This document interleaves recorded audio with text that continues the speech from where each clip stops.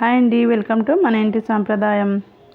ఇవాళ వచ్చేసి ఎంతో టేస్టీగా ఉండే గోధుమ పూరీలు తయారు చేసుకోబోతున్నాము.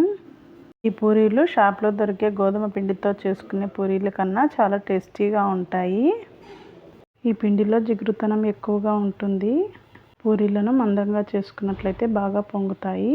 ఇప్పుడు ఎలా చేసుకోవాలో ప్రాసెస్ చూసేద్దాం. ఒక బౌల్ తీసుకొని అందులో 4 గ్లాసెస్ వరకు గోధుమ పిండి వేసుకుంటున్నాను. ఈ పిండి వచ్చేసి పొలంలో పండించిన గోధుమలను మిషన్ పట్టించుకున్న పిండి ఇది.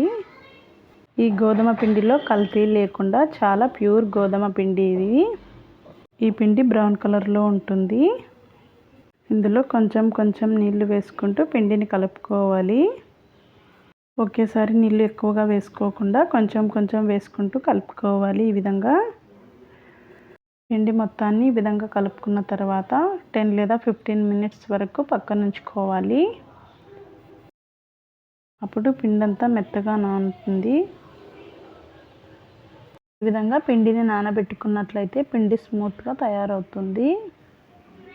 ఒక 15 మినిట్స్ తర్వాత పిండి మెత్తగా నానింది. ఇప్పుడు ఈ పిండిని మొత్తం చిన్న బాల్స్ లాగా కట్ చేసుకొని ఈ విధంగా చేసుకొని పక్కన ఉంచుకోవాలి అన్నిటినీ. ఇప్పుడు కొంచెం పొడి పిండిని వేసుకుంటూ ఈ చపాతీలన్నీ బాగా ఒత్తుకోవాలి. ఈ విధంగా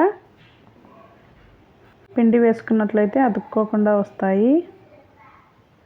ఈ విధంగా చేసుకున్న తర్వాత మనకు పూరి ఒకే షేప్లో రావాలంటే ఈ విధంగా ఏదైనా లంచ్ బాక్స్ మూత ఉంటుంది కదా, దాంతో కట్ చేస్తామంటే ఈ విధంగా రౌండ్గా వస్తాయి. పిండి మొత్తాన్ని ఈ విధంగా చేసుకొని పక్కన ఉంచుకోవాలి. మనకు పూరీలు మొత్తం ఒకే షేప్లో రావాలంటే ఈ విధంగా కట్ చేసుకోవాలి. ఇప్పుడు స్టవ్ వెలిగించి డీప్ ఫ్రైకి ఆయిల్ పెట్టుకొని ఆయిల్ కొంచెం హీట్ అయ్యాక ఈ పూరీలో వేసుకొని కాల్చుకోవాలి. రెండు వైపులా తిప్పుకుంటూ కాల్చుకోవాలి. ఈ విధంగా ఈ పూరీలు ఎక్కువ ఆయిల్ కూడా పీల్చవు.